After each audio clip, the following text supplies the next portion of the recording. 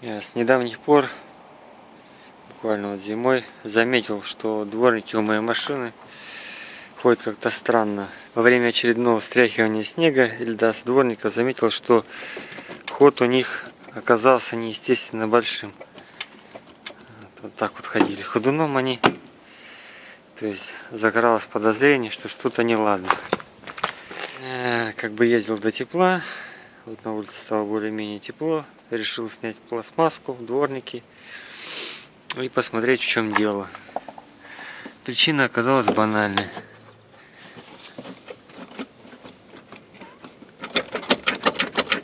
Вот можете наблюдать. Они хотя и находятся в резиновых втулках, но болты открутились. Сейчас я протяну эти болты. Головку тут на 10. И дворники у меня перестанут болтаться. Сама пластмасска снимается элементарно. Держится она вот на таких вот клипсах. Всего их здесь 5 штук. То есть ничего сложного нету. На этих сверху стоят такие пластиковые заглушки. Тоже снять их ничего особенного не представляет. В углах такие резинопластиковые накладочки стоят. Здесь двумя этими они цепляются крючочками за крыло. И один зацеп идет, вставляется в пластмасску. Вот так вот выглядит сама пластмасска, снятая. Декоративная накладка, скажем так, изнутри. Попутно я решил еще устранить один глюк, косяк. Многие об нем знают, многие не догадываются. Зимой вот эта пластмасска трется о стекло и издает неприятные звуки. Решил я выйти каким образом из положения. Сейчас ее вытру, обезжирю, хорошо почищу и проклеим вдоль направляющей вот этой вот, вдоль края проклеим все полностью. Ну и соответственно болтики, как я еще раз скажу, протянул, чтобы дворник у меня не ерзал и не пугал меня так своими телодвижениями. Накладка пластмассовая, снята с автомобиля. Вот так вот она выглядит. И я ее, значит, почистил, помыл всю, ну как смог, скажем так, отмыл. Вот так вот она сейчас выглядит, более-менее чистом состоянии. В пазах у нее находились вот такие две прокладочки, вернее двух типов. То есть они состоят как, сказать-то, ну мягкие пористые резины, скажем так, вот еще стоят. То есть они укладываются у нас в первый слой, переливистый шел. Вторым слоем шла тоже из этой же пористой резины. Вторым слоем шла вот такая вот прокладочка. Я ее тоже помыл. Значит, наша задача состоит в следующем. Куплен опять же уплотнитель мебельный в магазине, самоклеющийся. Когда подложка убирается, там находится клеевой слой. Еще забыл сказать, здесь вот шла тоже резиночка такая тоненькая, тоже с пористой резины. Она, как говорится, вообще никакая была, я ее убрал.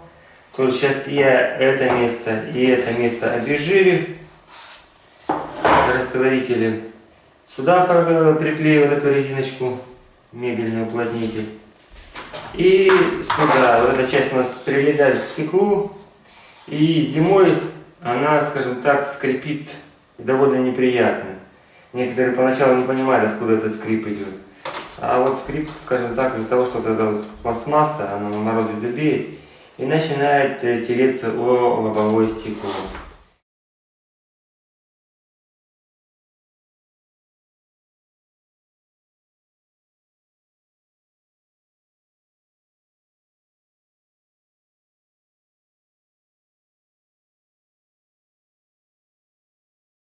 То есть я вот эту часть сейчас обезжирю, предварительно уложу вот эти все резинки туда-обратно, потому что их потом будет проблематично запихать. Вот. И проклею в двух местах вот этим вот уплотнителем, здесь и здесь. Эта часть прилегает к стеклу. Ну, посмотрим, как он будет прилегать. То есть взял самый тоненький, мягкий. Вот. Цвет, конечно, я не смог найти черный.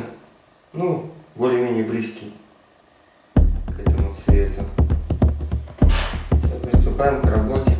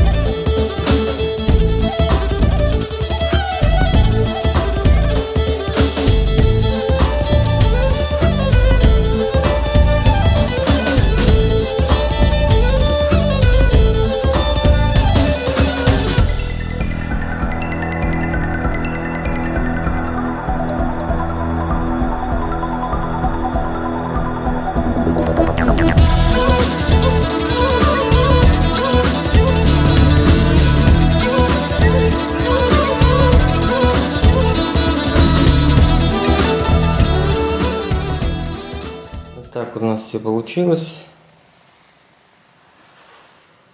Теперь осталось только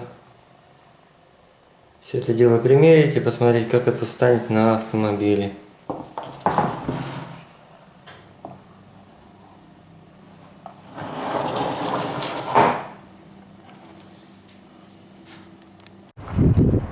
Вот такие ущербления оставляет после себя пластмасса. Вот так вот она разъела стекло. Как говорится, вода и камень точит. Это вот с другой стороны.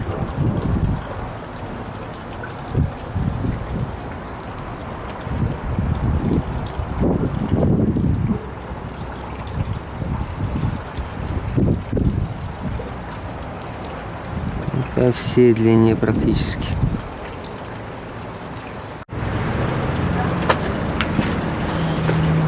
Как я показывал в предыдущих кадрах, здесь настолько сильный износ в стекле остается от пластмасски прилегающей.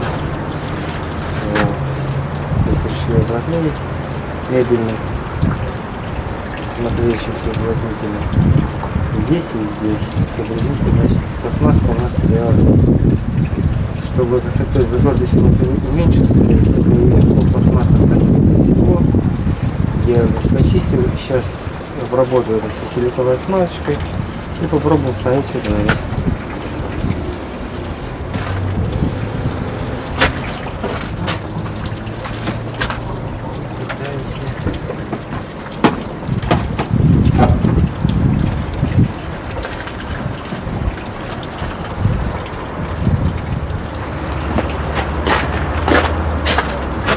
Последней процедурой.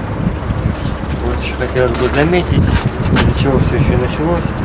То есть из-за люфта, из-за отвернувшейся гайки, тут можно заметить, как дворник пошел по себе боковину. То есть ходило довольно прилично. Заметил я, конечно, это все дело поздно. То есть дворники работали. Вот заметил только тогда, когда начал стряхивать люк с дворника. Вот, и заметил этот люк. Так что смотрите внимательно. Сейчас мы их поставим на место, в общем, и все, наша работа начинается. Вот все процедуры завершены. То есть пластмасска установлена на месте. Скажу вам, жесткость у нее сейчас вообще обалденная. То есть она даже не колыхается. Что нам дает такую жесткость? Это вот резинка здесь вот по периметру проложена. И здесь вот резинка, как я уже показывал. То есть сейчас она у нас вообще не ерзает. Это одно. И теперь смотрим сюда. Вот можно видеть, на каком расстоянии сейчас находится пластмасска от стекла. То есть уплотнитель у нас стал четко. Ну, скажем так, немножко отошел от стекла, но это даже еще и лучше.